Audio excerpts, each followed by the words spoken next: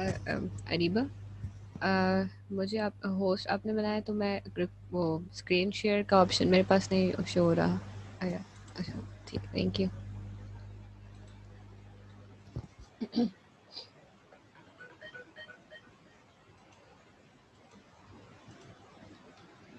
हाँ जी, अस्सलाम वालेकुम। बिस्मिल्लाहिर्रहमानिर्रहीम। First of all, this is me doctor Sana Mughal और मैं जिना में ही हूँ अभी, वहाँ पे एमफिल कर रही हूँ और एमफिल मेरा फार्मास्यूटिकल केमिस्ट्री में चल रहा है। फार्मेसी डिपार्टमेंट से बिलोंग कर रही हूँ, वहाँ पे मैं लेक्चरशिप भी की है और अभी हमारी एक एनजीओ भी चल रही है जिसका नाम एस्पिरेशंस है और पब्लिक स्पीकिंग सेशंस काफ़ी सारे किए हैं और रिसर्च अभी मेरा मेन जो चल रहा है। काफ़ी अर्से बाद मैं आज सेशन कंडक्ट कर रही हूँ due to my research work. और हमारा आज का जो बेसिक टॉपिक है वो है basic information about breast cancer.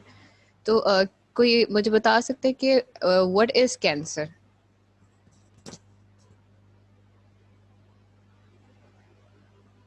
Hello, कोई? मिस कोई ऐसी डिजीज जो आपकी abnormal पूरी बॉडी activities को of cell. Okay, abnormal activity of cell, ठीक है। देखिए, बेसिकली कैंसर क्या है हमारे पास? Abnormal growth of the cell in the body. Body के किसी भी पार्ट में अगर हमारे एबनॉर्मल ग्रोथ हो रही है ना, अगर सपोज फॉर एग्जांपल जैसे माउथ कैंसर होता है तो माउथ के किसी भी एक ऐसा एरिया, जैसे सपोज चीक्स है हमारे, तो इसमें उसने एक ओवर ग्रोथ कर लिया तो यहाँ पे एक मास फॉर्म हो जाएगा। जब भी कोई चीज़ फॉर्म हो तो वो एक अपना मास और एक जगह लेगा वो, तो वो उस अपना एक मास फॉर्म कर देता है, वो जो हमें एक विजिबल फॉर्म में नज़र आ रहा होता है, ठीक है। सेकेंडली, जो कैंसर की दूसरी चीज़ है, एक तो हमारे पास एबनॉर्मल ग्रोथ होगी। जब एक एबनॉर्मल ग्रोथ हो रही है, जब कोई चीज़ ग्रोथ होती है तो उसको न्यूट्रिशन भी चाहिए होता है। न्यूट्रिशन चाहिए तो वो हमारे जो बॉडी के नॉर्मल सेल्स हैं उनका न्यूट्रिशन लेता है। अब फॉर एग्जांपल एक एग्जांपल देती हूँ कि आपके घर में आपके कज़न्स आए हुए हैं, ठीक है, और आपके कज़न्स आए हुए, अब आपकी अम्मी क्या करेंगी कि कोशिश करेंगी कि अगर घर में कुछ सामान कम है तो आपकी चीज़ें भी उनको दे देंगी, तो आप थोड़ा सा उदास हो जाएंगे कि हमें नहीं मिल रहा। तो वो क्या है, आपकी एक वैल्यू थोड़ी डाउन हो गई है, आपको वो चीज़ें प्रॉपर नहीं मिल रही। अब जो आपका कज़न है वो फैसिलिटेट हो रहा है, वो क्या है, बाहर का है, बाहर का एक इंसान है। तो वो क्या है, हमारी जो चीज़ है वो हमारे यूटिलाइज कर रहा है, जिसकी वजह से आप इफेक्ट हो रहे हो। इसी तरह सेम हमारे साथ कैंसर कंडीशन में भी यही होता है कि हमारे जो नॉर्मल सेल्स हैं वो इफेक्ट होते हैं, क्योंकि उनको वो न्यूट्रिशन नहीं मिल रही होती जो हमारी बॉडी एक कंटिन्यूसली प्रोसेस उसको दे रही है। सपोज अभी मैं बैठी हुई हूँ तो मैं इस टाइम मैं सांस ले रही हूँ, मेरे पूरी बॉडी के सेल्स को ऑक्सीजन मिल रहा है, ब्लड सप्लाई हो रहा है, ठीक है, और भी सारे एनर्जी सिस्टम्स हैं वो उनको प्रोवाइड किए जा रहे हैं। लेकिन अगर कोई एक्स्ट्रा चीज़ आ रही है तो वो क्या करेगी, उसको उसमें भी डिवाइड करेगी हमारी बॉडी। तो ये क्या, कैंसर हमारे पास मेन ये दो चीज़ें करे, एक नॉर्मल ग्रोथ करता है और हमारी बॉडी का जब न्यूट्रिशन ले रहा है तो हमारी बॉडी क्या होगी, वीक होना स्टार्ट हो जाएगी, ठीक है। ये बेसिक डेफिनेशन एक मैंने एक्सप्लेन कर दी कि कैंसर क्या है। नाउ, अब ब्रेस्ट कैंसर क्या होता है? मैंने स्पेसिफिकली पहले कहा था कि कैंसर एक हमारे बॉडी के किसी पार्ट में ओवर ग्रोथ करेगा। तो ब्रेस्ट कैंसर का मतलब है कि हमारे ब्रेस्ट का जो एरिया, ब्रेस्ट का जो पार्ट है, उसमें हमारे पास कैंसर की ग्रोथ होगी, ठीक है। फॉर्म होगा हमारे टिश्यूज ऑफ सेल में, ठीक है। जो हमारा ब्रेस्ट का एरिया उसमें हमारे पास कैंसर की ग्रोथ होगी और वो मैलिग्नेंट भी हो सकता है और बिनाइन भी हो सकता है, ठीक है। मतलब कि ये क्योर भी किया जा सकता है और नहीं भी किया जा सकता। इसकी हमें स्टोरी थोड़ा आगे वाली स्लाइड्स में देखेंगे। और ये हमारे लिम्फेटिक सिस्टम के थ्रू जो है वो स्प्रेड होता है। मतलब हमारी बॉडी में एक सिस्टम होता है जिसमें हमारे पास उसमें ब्लड सप्लाई, तमाम वेन्स और सब, इनके थ्रू ये चीज़ें हमारे पास क्या स्प्रेड हो रही हैं। जैसा मैंने बताया कि हमारे पास, अगर सपोज आप मेरी स्क्रीन में देख रहे हैं कि पिक्चर में यहाँ पे एक नॉर्मल है, ठीक है। अब बिनाइन है तो इसमें देखिए एक सिस्ट फॉर्म हो गई, ये आपको एक सर्कल सा नजर आ रहा होगा। फिर क्या हो गया, अगर कैंसर की कंडीशन है, वो कैंसर ये वाइट करके जो पिक्चर में आपको ये स्प्रेड होना स्टार्ट हो रहा है, ठीक है। ये कैंसर की कंडीशन स्टार्ट होगी। जो बिनाइन है वो सिस्ट फॉर्म करता है, that is also the initial condition of cancer, ठीक है। इनिशियल स्टेज कहते हैं कि वो ग्रो कैंसर की तरफ आ रहा है। लेकिन ये जो बिनाइन वाली स्टेज है ये क्योर की जा सकती है, इसलिए इसको हम नॉन कैंसरस स्टेज कहते हैं। और जो मेलिग्नेंट है वो कैंसर स्टेज में है। ये ठीक है। उसके बाद हमारे पास क्या फैक्ट्स हैं हमारे पास ब्रेस्ट कैंसर के। Breast cancer second leading cause of death है वर्ल्ड में। सबसे नंबर 1 हमारे पास स्मोकिंग वैसे जैसे रेस्पिरेटरी डिजीजेस वगैरह आती हैं, और सेकंड हमारे पास कैंसर है। और कैंसर में भी अगर देखा जाए तो लंग कैंसर मोस्ट कॉमन है, क्योंकि स्मोकिंग वगैरह पूरे वर्ल्ड में है होती है। तो फर्स्ट जो हमारा कैंसर नंबर 1 पे है वो लंग कैंसर, और सेकंड जो है वो ब्रेस्ट कैंसर है। ठीक है।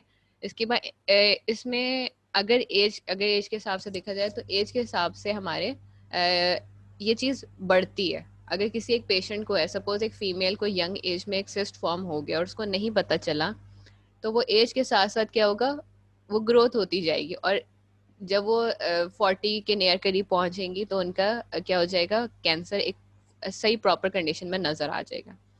अच्छा, अब हम ज़्यादा जब भी हम ब्रेस्ट कैंसर की बात करते हैं हम वुमेन्स की बात करते हैं, बिकॉज क्योंकि वुमेन में जो मेमोरी ग्लैंड्स हैं वो प्रॉपर फॉर्म्ड हुए हैं, मेल्स में इतने नहीं है। लेकिन ब्रेस्ट कैंसर मेल में भी होता है। ठीक है। फीमेल में मैंने बताया क्यों होता है, क्योंकि एक प्रॉपर उसकी डेवलपमेंट हुई भी होती है ब्रेस्ट की, तो उसमें वुमेन ज़्यादा इसके चांसेस होते हैं रिस्क के। ठीक है। नेक्स्ट हमारे पास है कि अगर किसी पेशेंट को ब्रेस्ट कैंसर हुआ है, तो अगर वो स्टेज 0 है, 0 का मतलब है कि वो अगर उसके कोई भी सिम्टम्स, कोई भी चीज़ अपेयर नहीं हो, कुछ भी उसके अंदर सिस्ट फॉर्म नहीं हुआ, तो 0 स्टेज है, तो वो 100% क्योर हो जाता है, तो उसको कुछ है ही नहीं। स्टेज 1 में क्या है कि अगर उसका सिस्ट फॉर्म हो गया है तो उसके सर्वाइवल रेट कितने हैं, 98%। ठीक है। सिस्ट से आगे और फर्दर फॉर्मेशन होना शुरू होती है तो सर्वाइवल रेट 88% होते हैं। लेकिन हमारे बैड लक कह लेंगे, हमारे लोगों को इतनी अवेयरनेस नहीं है, तो उससे क्या होता है कि हमारे पास जो पेशेंट आते हैं वो मोस्टली स्टेज 3 में ही आते हैं, स्टेज 3 स्टेज 4, जिनके अंदर सर्वाइवल रेट बहुत कम होता है। अगर जैसे अब हम अवेयरनेस सेशंस होते हैं काफ़ी सारी यूनिवर्सिटी, जैसे अब जिना यूनिवर्सिटीज़ के बारे में स्टेप ले रहा है, आपके डिपार्टमेंट ने स्टेप लिया है, तो उससे ये क्या हो रहा है कि वुमेन्स को पता चलेगा कि हमें कौन से टाइम पे किस तरह, जैसे अब हम नॉर्मल भी हैं, अल्लाह ताला हम सबको सेहतयाब भी रखे, तो इसमें कि जो अब हम आप लोग को ये बताएंगे कि किस तरह आप लोग चेक करेंगे, किस तरह आप इसके बारे में अवेयर हो सकते हैं, तो इससे क्या होगा, आप लोग को फायदा होगा।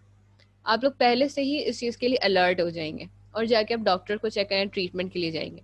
लेकिन जब किसी को पता ही नहीं है किस चीज़ के बारे में, तो वो जब आएगा स्टेज 3 में, तो उसकी ट्रीटमेंट करना, उसको क्योर करना बहुत मुश्किल होता है। इसलिए उन डेथ चांसेस ब्रेस्ट कैंसर में बढ़ जाते हैं, या उस पार्ट को ही रिमूव करवाना पड़ता है। ये स्टोरी हम नेक्स्ट स्लाइड में बताएंगे।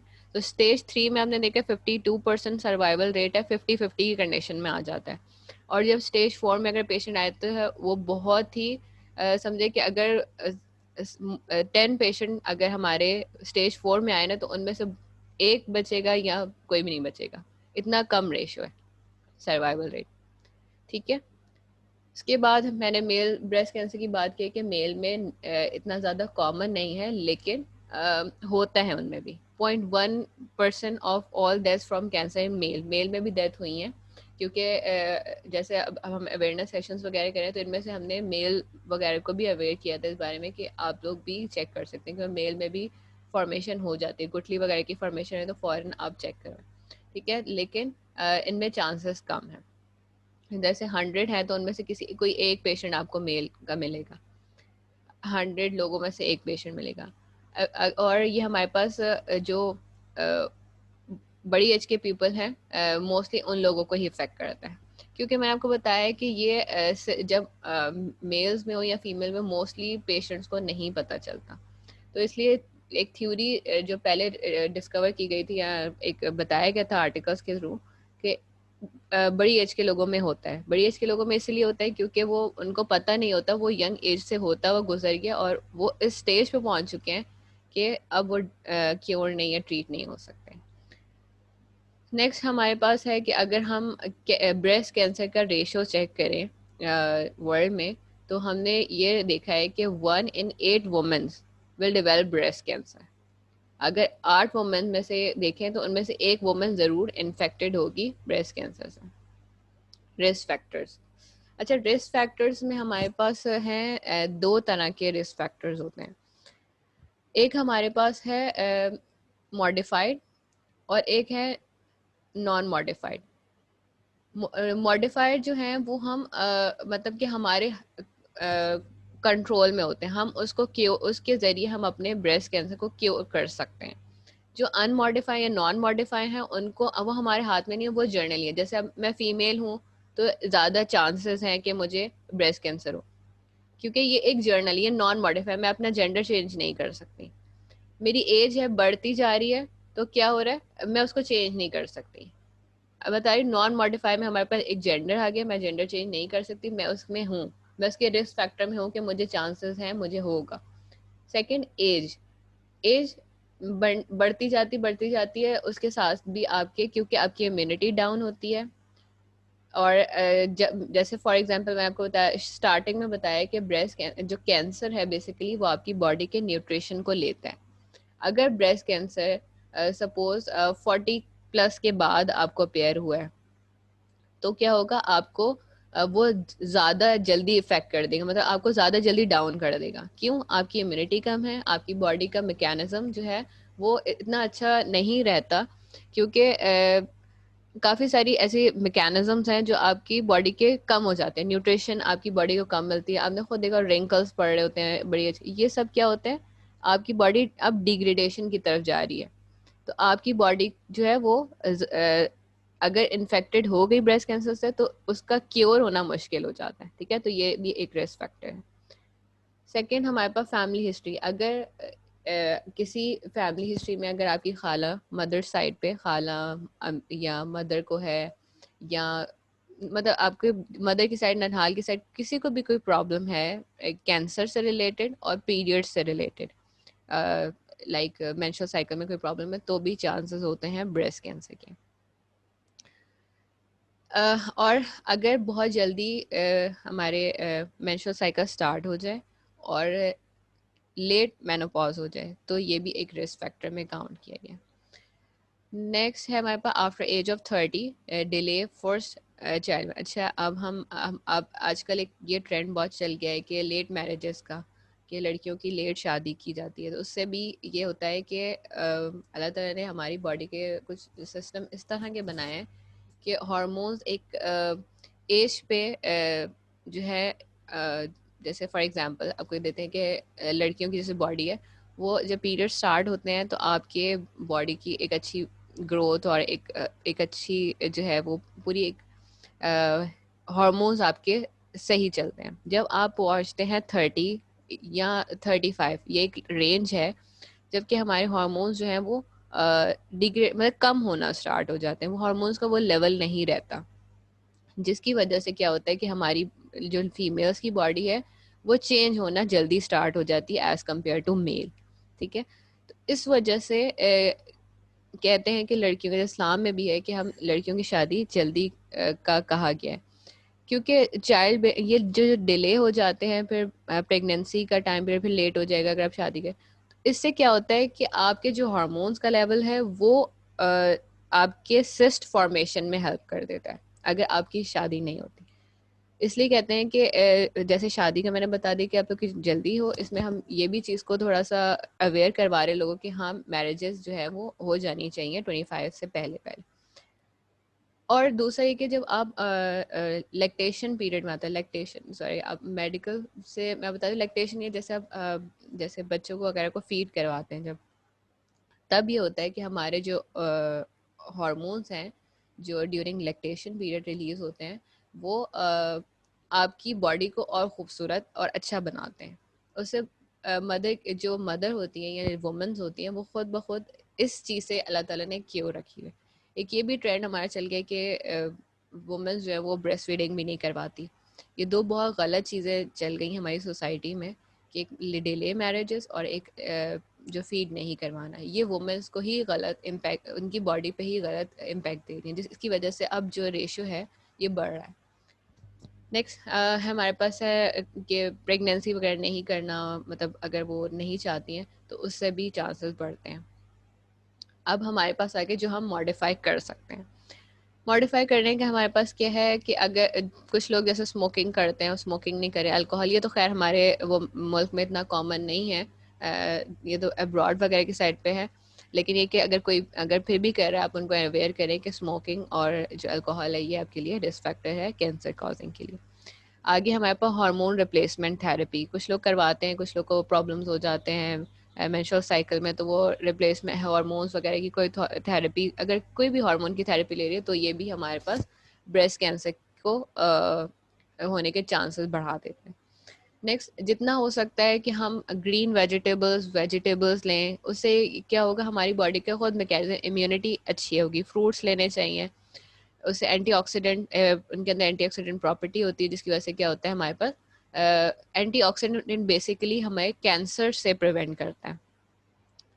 उसका काम ये होता है कि वो कैंसर का समझे, अगर मैं छोटे से अल्फाज में बताऊँ कि ये कैंसर का एंटीडोट है, तो ये आपकी बॉडी खुद अच्छा बना देता है, उसकी इम्यूनिटी अच्छी हो जाती है। और सेकंड, वेट अपना कंट्रोल करना है, वेट आपका आइडियल होना चाहिए, फिजिकल एक्टिविटी करनी चाहिए। हम फिजिकल एक्टिविटी नहीं अच्छी करते, हम जंक फूड खाते हैं और बैठ जाते हैं, जिसकी वजह से आजकल वेट बहुत बढ़ता है। तो ये कोशिश करनी चाहिए कि हम फिजिकल एक्टिविटी रखें, कोई ना कोई गेम्स वगैरह खेलें, वॉक या जॉगिंग वगैरह करें या एक्सरसाइज कर लें, जिसकी वजह से हमारी बॉडी का खुद मैकेनिज्म सिस्टम अच्छा होगा और बॉडी वेट भी मेंटेन होगा। सेकंड, मैं वुमेन ब्रेस्ट फीडिंग का बता चुकी हूँ कि ज़रूर करवानी चाहिए, जिससे आपकी बॉडी खुद एक अच्छी शेप में ही रहती है। नेक्स्ट हमारे पास है मेडिसिन। कौन कौन सी मेडिसिन कॉज कर सकती हैं ब्रेस्ट कैंसर? अच्छा, ये मैं बताऊं तो ऐसा ना हो कि सब वो चीज़ें छोड़ दें, एंटीबायोटिक। अगर आपको कोई बहुत सीवियर प्रॉब्लम है तो ज़रूर लें, लेकिन अगर कोई छोटी सा जैसे मसला है, जैसे वायरल, ये जैसे मौसमी बुखार हो जाता है, जैसे आजकल अब नज़ला बुखार चल रहा है, लेकिन साथ हमारा कोरोना की कंडीशन भी चल रही है, तो हमें दोनों को देखना पड़ेगा। लेकिन ऐसी कोई कंडीशन हो जब जैसे बिफोर कोरोना की बात करें, तो हम एंटीबायोटिक नॉर्मल वायरल इन्फेक्शन में भी ले रहे होते हैं। That is very very wrong, कि हमें थोड़ा सा इंतज़ार करना चाहिए 2 से 3 दिन तक, कि हमें पता चले कि आइदर वो वायरल इन्फेक्शन है कि वो बैक्टीरियल इन्फेक्शन। ठीक है, वायरल इन्फेक्शन है तो आपको 3 दिन के बाद नज़र आ जाएगा कि वो खुद ब खुद चले जाएगा, और अगर बैक्टीरियल इन्फेक्शन है तो वो आपका सिवियर होता है। तो आपको थोड़ा सा खुद से घर में, जैसे हम जो टोटके वगैरह हैं वो कोशिश करनी चाहिए, वो करना चाहिए, कावा वगैरह पी लिया, स्टीम ले ली, ये चीज़ें होनी चाहिए। फ़ौरन हमें जंप नहीं करना चाहिए एंटीबायोटिक पे। देन हम पेन किलर, कुछ अब हमारे पास सबसे बुरी जो है आदत, हमारे घर में कुछ भी प्रॉब्लम हुई, सर दर्द हो रही है, थक गए हैं, तो हम पैराडॉल ले लेते हैं। पेन किलर का भी कम से कम इस्तेमाल करना चाहिए। ये भी हमारे जो ब्रेन्स की चीज़ें हैं उन पे भी इफ़ेक्ट करते हैं, हमारे हार्मोन्स पे इफ़ेक्ट करते हैं। मतलब ओवरऑल पेन किलर का मतलब है कि बॉडी में कहीं पे भी पेन हो रही है तो उनके रिसेप्टर्स को जाके ये इनहिबिट करते हैं। तो हमारी बॉडी में कहीं पे भी कुछ चीज़ हो रही है तो फ़ौरन जाके ये हर बॉडी के हर पार्ट पे जाके एक्ट करता है। तो पेन किलर को भी कम से कम इस्तेमाल करना चाहिए। तो ये भी हमारे पास ब्रेस्ट कैंसर के बेसिकली जो एंटीबायोटिक्स है या पेन किलर है, ये दोनों मेडिसिन हमारी इम्यूनिटी को बहुत जल्दी डाउन करता है। आपने देखा होगा अगर किसी की एंटीबायोटिक थेरेपी चल रही है तो उसको साथ मल्टीविटामिन डॉक्टर ज़रूर देता है, अगर अच्छा डॉक्टर है तो वो एंटीबायोटिक ज़रूर देगा। उसके बाद हमारे साथ पेन किलर्स, ये चीज़ों को कम से कम इस्तेमाल करें, कोशिश करें कि ना करें। अच्छा, सेकंड एक और चीज़ मैं बताना चाहती हूँ, थोड़ा सा इन चीज़ों में मैं इसलिए डेप जा रही हूँ कि क्योंकि ये बहुत कॉमन चीज़ें हमारे मुल्क में, हम इसको इस तरह ज़रूर करते हैं। जैसे अब पेन किलर है, वुमेन मेंस्ट्रुअल साइकिल में भी अगर पेन हो रही है तो फ़ौरन पेन किलर को लेना शुरू कर देते हैं।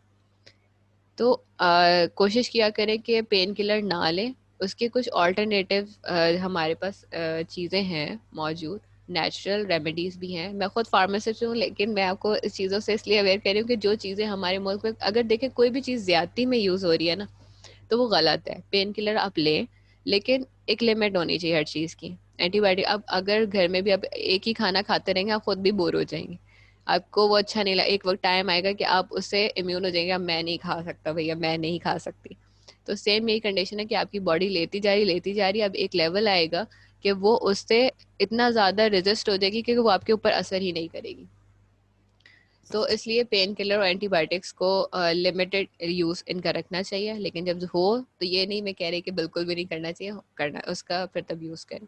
उसके बाद हमारे पास आते हैं बर्थ कंट्रोल कॉन्ट्रासेप्टिव्स। ये मैं पहले बता चुकी हूँ कि कुछ इस तरह की पिल्स होती हैं प्रेगनेंसी वगैरह को कंट्रोल करें, जिसकी वजह से भी हमारे ब्रेस्ट कैंसर के चांसेस बढ़ते हैं।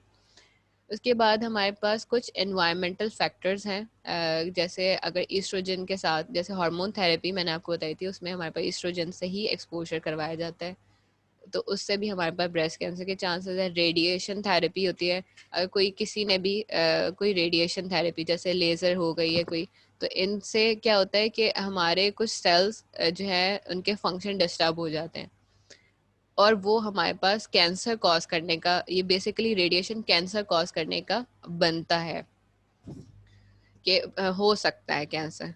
ठीक है, इलेक्ट्रॉन मैग्नेटिक फील्ड्स वगैरह, एक्सरेज वगैरह करवाते हैं हम। जीनो ईस्ट्रोजन ये हमारे पास हार्मोन्स में थेरेपी में ही आता है। अगर कोई बंदा कोई इंडस्ट्री में काम कर रहा है, जैसे फीमेल्स वगैरह हैं, कोई ऐसी इंडस्ट्री में काम कर रहे हैं जहाँ पे केमिकल्स बहुत स्ट्रॉन्ग हैं और इतनी ज़्यादा वो अपने आप को क्योर नहीं कर रही हैं, प्रिकॉशंस नहीं ले रही हैं, तो वो भी हमारे पास ब्रेस्ट कैंसर के चांसेस उनको भी ज़्यादा है, मतलब वो रिस्क फैक्टर पे हैं। ठीक है, उसके बाद हमारे पास है ब्रेस्ट लम्प्स। अब मैंने बात की थी कि गुठली बनती है सबसे पहले जब भी कुछ होगा हमारे ब्रेस्ट कैंसर की स्टेज की तरफ, अगर हम ब्रेस्ट कैंसर की तरफ जा रहे हैं तो सबसे इनिशियल जो सिम्टम होगा वो आपका लम्प फॉर्म होगा। तो ब्रेस्ट कैंसर जो है एक लम्प फॉर्म में होता है। ठीक है, और जब लम्प ये नहीं है कि एट अ टाइम आपके दोनों ब्रेस्ट में लम्प फॉर्म हो जाए। ब्रेस्ट कैंसर एक में भी हो सकता है, दोनों में भी हो सकता है। ठीक है, अगर आपके लम्प फॉर्म हो रहा है किसी भी एक ब्रेस्ट में या दोनों में, तो वो एरिया स्वेल हो जाएगा। ठीक है, और वो उसकी शेप भी चेंज हो जाएगी। अगर ब्रेस्ट कैंसर होता है तो इसका सबसे मेन ये साइन कहा जाता है कि साइन क्या होता है कि ब्रेस्ट में लम्प फॉर्म होते हैं, गुठली, एक कोई चीज़ आई है उसने अपनी जगह घेरी, तो वो क्या करेगा, ब्रेस्ट का जो शेप है वो चेंज हो जाएगा। मतलब कि अगर आप कंपेयर करेंगे दूसरे से तो वो उसका शेप चेंज होगा, उसका साइज भी चेंज होगा, मतलब वो आपको डिफरेंट नज़र आएगा, स्वेल होगा, रेडनेस होगी, इचिंग होगी, ये सब साइंस आते हैं। ठीक है, not all breast lumps are cancerous, however you should never ignore them.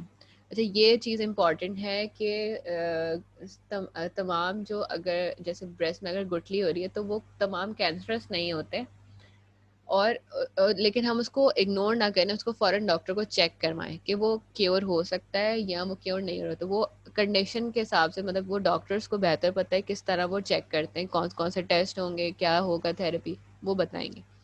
तो कैंसर की कॉजिंग जो भी सिम्टम आए वो फ़ौरन आपको चेक, अगर आपको फील हो गया तो आप फ़ौरन डॉक्टर के पास जाएं। अच्छा, ये साइन सिम्टम्स हैं कि हमारे पास लम्प हो गया है ब्रेस्ट में। ठीक है, और स्किन डम्पलिंग हो जाती है, मतलब आपकी एक स्किन अलग सी आपको नज़र आएगी। एक अगर आपकी प्लेन स्किन थी तो वो अप एंड डाउन डम्पलिंग इस तरह की होगी। कलर चेंज होगा, क्योंकि मैंने आपको बताया कि रेडनेस हो जाएगी, क्योंकि आप इचिंग उस पर जब करेंगे तो कलर ऑटोमेटिकली चेंज हो जाएगा, टेक्सचर चेंज हो जाएगा, चेंज होगा शेप ऑफ निपल जो है हमारा, उसके ऊपर भी स्वेलिंग हो जाती है, और वहाँ से जो हमारे निपल है वहाँ से हमारे पास ब्लडी या कोई भी फ्लूइड लाइक जो है ना मटेरियल की सिक्रेशन होगी। ये हमारे मेन जो कहते हैं ना कि फ़ौरन जो हमें देख के हमें फ़ौरन पता चलेगा, तो ये साइंस को आपने इग्नोर नहीं करना, इन चीज़ों को देख के हमें फ़ौरन अलर्ट होना है। अच्छा, अब हम बताएंगे कि ब्रेस्ट को किस तरह एग्जामिन करना है, कि आप किस तरह एग्जामिन कर सकते हैं। तो आपके जो पहले अपना पाम खोलेंगे, तो जो आपकी शुरू की 3 फिंगर्स हैं इनको आपने ज्वाइन करना है, और इनके जो पैड्स हैं, मतलब आप कुछ, क्योंकि आप खुद फील करेंगे इन पर थोड़ा कुशिंग सा है, तो अभी इसको रख के इसको आपने इस तरह मूव करना है, अप एंड डाउन मूव करेंगे, सर्कुलर मूव करेंगे। ठीक है, और एजेस पे आप सेंटर में रखेंगे और आप उसके एजेस पे लेके जाएंगे, या एजेस से आप सेंटर में लेकर आएंगे। ये 3 इसके एग्जामिन करने के तरीके हैं, इस तरह आप उसको फाइंड कर सकते हैं कि क्या ब्रेस्ट कैंसर है या नहीं, या कोई लम्प फॉर्मेशन है नहीं। और आपको खुद जब ये कर रहे होंगे तो आपको खुद जिस पॉइंट पे अगर आपको फील होगा तो वहाँ पे आपको पेन होगी। उसके बाद हम आते हैं ट्रीटमेंट पे। ट्रीटमेंट हमारे पास इसकी सर्जरी होती है, रेडिएशन थेरेपी, कीमोथेरेपी होती है, हार्मोनोथेरेपी। सर्जरी तो बेसिकली अगर ऐसा बहुत ज़्यादा सिवियर कंडीशन हो गई है और वो कंट्रोल नहीं हो रहा, उसकी ग्रोथ बहुत ज़्यादा हो रही है, तो उस पार्ट को हम रिमूव कर देते हैं। रेडिएशन थेरेपी होती है रेजर्स के थ्रू, और कीमोथेरेपी के एक मेडिसिन का कोर्स होता है प्रॉपर, जो इसके लिए इनको फिर हम देते हैं। एक हार्मोन थेरेपी होती है। This is not the end. Let's join hand to aware the people about the breast cancer to prevent our sisters and daughter from the dangerous disease. We can make the beginning of the new era. So I want to end my presentation on yesterday I dare to struggle, today I dare to win. Thank you so much. Any question from you all?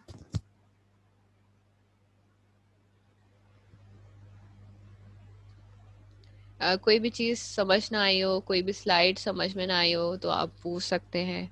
कोई बात में confusion हो तो आप पूछ सकते हैं। Miss, मेरा एक सवाल था कि अगर इसकी ट्रीटमेंट चलती है तो वो कितने टाइम तक चलती है? डिपेंड करता है कंडीशन पे। अगर पेशेंट आया है हमारे पास स्टेज 1 में, तो उसकी कोई इतना ज़्यादा ख़ास ट्रीटमेंट नहीं होगी। उसके 3 to 6 मंथ इनफ है। और अगर पेशेंट आया है स्टेज 2 में, तो फिर उसका टाइम पीरियड और बढ़ जाएगा, 6 to 8 मंथ होता है। और जो क्या नाम है स्टेज 3 है, उसका ज़्यादा लंबा होता है, 3 साल 4 साल। वो डिपेंड करता है फिर कंडीशन पे। अगर पेशेंट क्योर हो गया, क्योंकि इन पे चांसेस 50-50 के मैंने आपको बताया ना आ जाता है, तो वो डिपेंड करता है। कुछ पेशेंट की लास्ट स्टेज तक, 3 और 4 पेशेंट स्टेज के पेशेंट की जो ट्रीटमेंट है वो लास्ट मतलब आखिरी सांस तक भी चल रही होती है। लेकिन कुछ होते हैं जिनको ट्रीट कर रहे होते हैं और वो फौरन क्योर की तरफ आ जाते हैं, तो इनका रिजल्ट ऑलमोस्ट 1 साल या 2 साल या 1.5 साल में नज़र आ जाता है अगर 3 और 4 का पेशेंट है। मिस, इसके ना डेथ के चांसेस क्यों होते हैं? मतलब क्या आपकी पूरी बॉडी में फैल जाती है वो चीज़? एग्जैक्टली आपकी क्योंकि देखिए मैंने बताया कि इम्यूनिटी सिस्टम डाउन हो रहा है आपका। जब न्यूट्रिशन आपका कोई और लेके जा रहा है तो आपकी बॉडी को न्यूट्रिशन मिल ही नहीं रहा। तो देखा होगा कि कैंसर पेशेंट के अंदर बालों की नहीं होती है, एलोपेशिया हो जाता है उन लोग को। क्यों? क्योंकि उनको न्यूट्रिशन उनकी बॉडी में ही नहीं है जो आपकी वो बालों को दे। तो वो इसलिए मोस्टली देखा होगा पेशेंट, कैंसर के पेशेंट के बाल नहीं होते। क्यों? ये मैं आपको रीज़न बता चुकी हूँ, न्यूट्रिशन प्रॉपर नहीं है हमारा। इसी तरह हमारी बॉडी के और सेल डिग्रेड होते रहते हैं। तो सेम जैसे कोरोना में आप कह लें कि आपकी इम्यूनिटी डाउन होने की वजह से आपका जो है वो उसमें तो खैर लंग इन्फेक्ट हो रहे हैं, तो उसकी डेथ हो जाती है फिर पेशेंट। इसी तरह यहाँ पर होता है कि आपको न्यूट्रिशन प्रॉपर नहीं मिला, आपकी इम्यूनिटी डाउन हो गई, तो आपकी डेथ की तरफ आपकी बॉडी जाना शुरू हो जाती है। अच्छा क्लियर? मिस, आप लम की बात कर रही थी जी। कि गुठली होती है, तो मिस अगर वो हमारी बॉडी किसी और पार्ट पे अगर हो तो उसका क्या मतलब होता है? वो अलग कंडीशन है। देखिए गुठली काफ़ी अलग तरह की भी होती है। जैसे मैंने इसमें बताया कि हर गुठली जो है वो कैंसर कंडीशन नहीं है। कैंसर कंडीशन आपको जैसे अब मेमोग्राफी होती है, अगर सपोज अगर ब्रेस्ट कैंसर की बात करें तो एक टेस्ट होता है मेमोग्राफी, उसके थ्रू आपको पता चलता है कि आइदर ये कैंसर है या नहीं।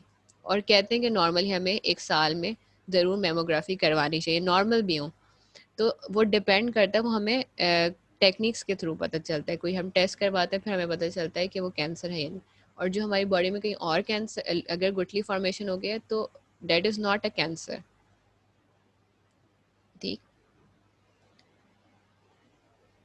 Okay miss, thank you so much. You are welcome. कोई क्वेश्चंस करना चाहता है? अस्सलाम वालेकुम मिस। वालेकुम अस्सलाम। मैं रमशा हूँ, मेरा नाम रमशा है। मुझे क्वेश्चन ये करना है मैम, आपने बहुत इंफॉर्मेटिव स्लाइड्स चलाई, मिस बहुत इंफॉर्मेशन दी, जज़ाकल्लाह खैरा। यू मेरा वेलकम। क्वेश्चन बेसिकली ये है कि इन कराची मोस्टली हमें सिर्फ लियाकत का नाम पता है, if I am not wrong, कि वो कैंसर उनका विंग जो है वो काफ़ी इफ़ेक्टिव है। मुझे आप रेकमेंड करेंगी या हमारी ऑडियंस को कि कौन से बेस्ट हॉस्पिटल्स या क्लिनिक्स हैं जहां वो अच्छे से ट्रीट करवा सके, इवन चेकिंग के लिए भी अगर वो जाएं तो वो हॉस्पिटल्स या क्लिनिक उनकी हेल्प करेंगे इस चीज़ में? जी बिल्कुल, डिफरेंट हॉस्पिटल्स हैं हमारे कराची में ही। जैसे सबसे पहले आगा खान है, लियाकत है, और शौकत खानम हॉस्पिटल बहुत अच्छा जा रहा है क्योंकि मैं उनके साथ भी काम करती हूँ। कुछ हमारे प्रोजेक्ट्स थे, तो हमारे शौकत खानम तो ब्रेस्ट अवेयरनेस पे तो काफ़ी उन्होंने कैंपेन की है। तो अब अगर वुमेंस के लिए देखूँ तो वो शौकत खानम हॉस्पिटल बेस्ट है, और वो बेसिकली है भी कैंसर हॉस्पिटल, तो आप उसको भी देख सकते हैं। उसके बाद मेमन हॉस्पिटल में भी होता है, यहाँ पे भी मैंने कैंसर के पेशेंट्स देखे हैं और ब्रेस्ट कैंसर के भी पेशेंट देखे हैं।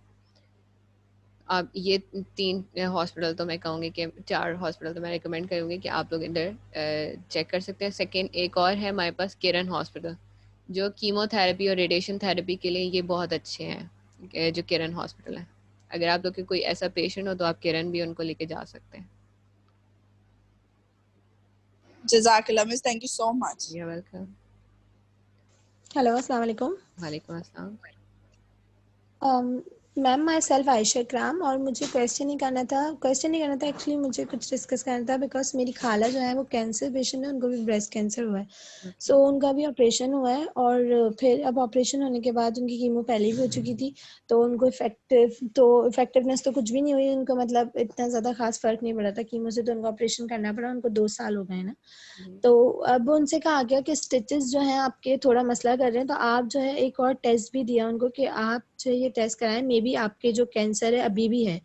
ऑब्वियसली अब तो ऑपरेशन हो गया, तो मुझे ये पूछना था कि ऐसा पॉसिबल है कि ऑपरेशन के बाद भी कुछ कैंसर रह जाता है बॉडी में, ऐसा होता है? जी बिल्कुल तो ऐसा होता है कि अगर आपने कैंसर का सपोज एक पूरा आपने मास रिमूव कर दिया है, लेकिन अगर प्रॉपर सर्जरी नहीं हुई या कोई एक ऐसा सेल रह गया, क्योंकि कैंसर ऐसी चीज़ है कि आप उसका एक छोटा सा भी एक सेल अगर आपकी बॉडी में रह गया तो वो ग्रोथ कर जाएगा। और सेल इतनी माइन्यूट मतलब इतना छोटा होता है कि आप उसको नेकेड आई से नहीं देख सकते। तो जो जब डॉक्टर सर्जरी करते हैं मोस्टली, मैंने खुद जो है एक पूरा कैंसर का मैंने ऑपरेट करते हुए देखा, तो मैं माउथ का देखा, तो उनका ये था कि अस्तगफिरुल्लाह आँख तक गया हुआ था। और उनकी डॉक्टर जो सर्जन थे वो ये कह रहे थे कि हमें ये आँख को ना रिमूव करना पड़े, क्योंकि वो सेल इस हद तक आगे बढ़ चुका था कि जो अलग अलग पार्ट वो रिमूव करना पड़ेगा। तो इस वजह से कैंसर का कोई भी एक सेल हो, छोटा सा भी छोटा सेल अगर बॉडी में रह गया तो वो कॉज कर सकता है कैंसर। सर्जरी जो है बेस्ट ऑप्शन है, लेकिन कुछ पेशेंट में ये दोबारा होने के चांसेस कर देते हैं। लेकिन अल्लाह करे आपकी जो खाला है उनका ना हो, कुछ और वजह हो, या वैसे स्टेचेस वगैरह तंग ना कर रहे हो, लेकिन एक ये चांसेस होते हैं।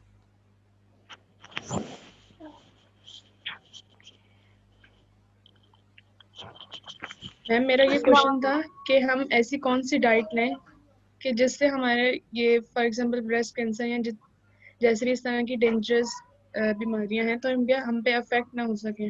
जी देखिए, हमारा जो हमारी आजकल जो डाइट है, मैंने पहले बात की, हम मोस्टली आ गए हैं जंक फूड की तरफ। हम नेचुरल जो चीज़ें हैं ना, उनसे हट गए हैं।